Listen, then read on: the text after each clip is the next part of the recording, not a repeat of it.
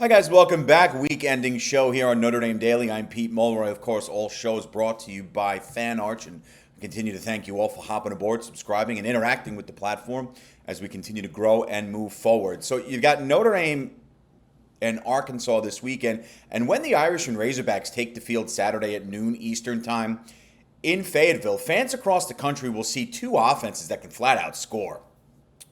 At over 43 points a game, Arkansas ranks 15th in the country in that category, while the Irish, fresh off another strong showing last weekend against Purdue, are 26th in America at an even 40 points a clip. Both offenses have the ability to beat opposing defenses with their vertical games, but the ground attacks are incredibly dangerous for each side as well, and we specifically know that being fans and followers of the Golden Domers. And if you're expecting the type of contest that quickly develops into a shootout, you may be right.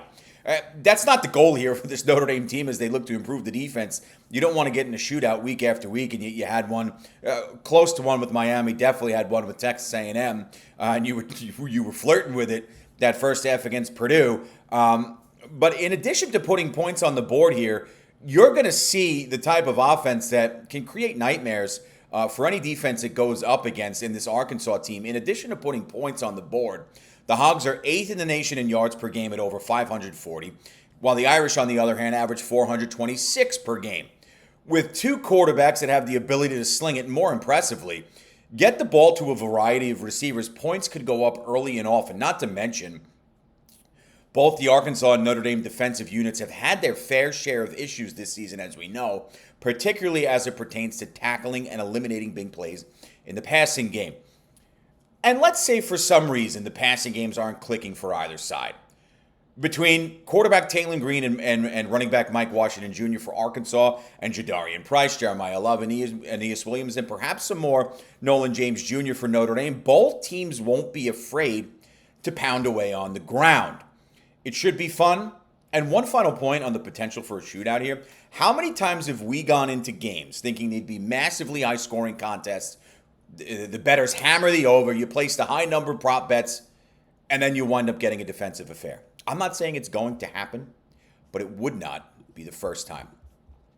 Part of the show here for Notre Dame defensively in showing out well, there's a couple of ways that you can limit the damage done by this offense.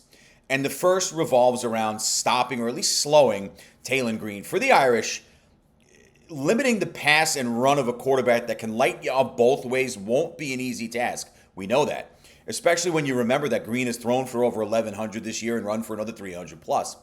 With a defense that ranks, and these numbers are gross, 117th in scoring and 101st in total defense, the Irish are without question, going to need to have their best performance of the season to a significant degree. Green here possesses a similar skill set to that of Texas A&M quarterback Marcel Reed. I talked about that a little bit earlier in this week.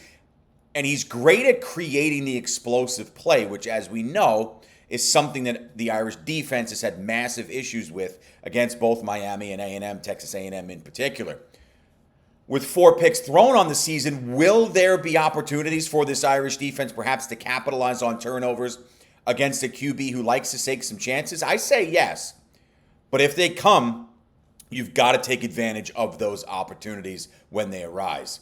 Added time for the likes of Mark Zachary, Dallas Golden, and Madden Faramo, I think is a biggie here. They all played significant snaps against Purdue and for the most part played well. In addition to the continued strong play of Tay Johnson, now a starter, KVA, Jaden Osbury, and hopefully the return of both Leonard Moore and Devontae Smith, the latter of whom is now listed as probable for Saturday's game, will only make this Irish defense more complete.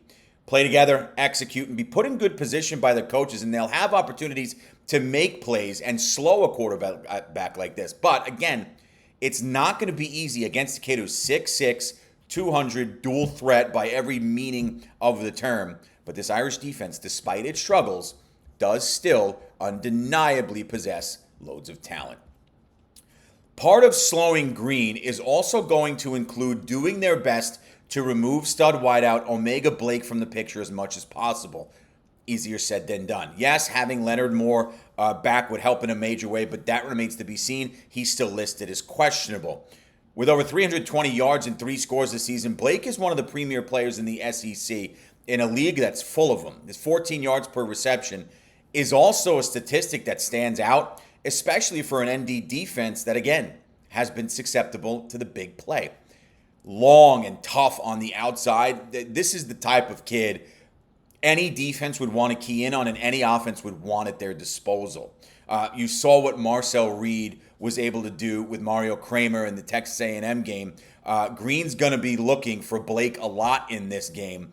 So it's going to be it's a tough, tall order for this Irish defense, but they know where they're going to put a good amount of their emphasis, and it's going to be stopping O'Mega Blake. And if Leonard Moore is able to go, that matchup there would surely be one of the best matchups, if not the best one, to watch Saturday in Fayetteville, because I think we're going to be treated to more than a few of them in this game. And just lastly, some recruiting news. The Irish landing a defensive line recruit with a familiar last name Thursday afternoon as they continue to stay incredibly active on the road. 2027 defensive lineman Richie Flanagan, the number 3 prospect for that year in the state of Wisconsin, committed to the Irish yesterday. Flanagan, as you probably guessed, is the younger brother of freshman tight end James Flanagan, 6'3", 265-pound two-way player from Green Bay, plays on both sides of the line there in high school.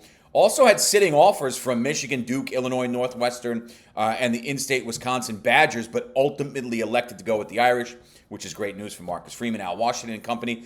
Richie and James's father, Jim Flanagan, as many of you know, was a 4-year defensive tackle for the Irish. Went on to be selected in the 1994 NFL Draft by the Chicago Bears in the 3rd round that year.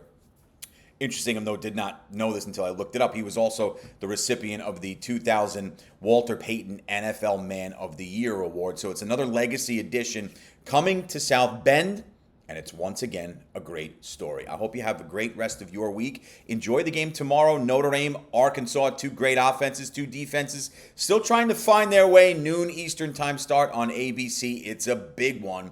It's a tough test on the road for the Irish. I think they get it done. Have a great one. Talk to you next week. And as always, go Irish.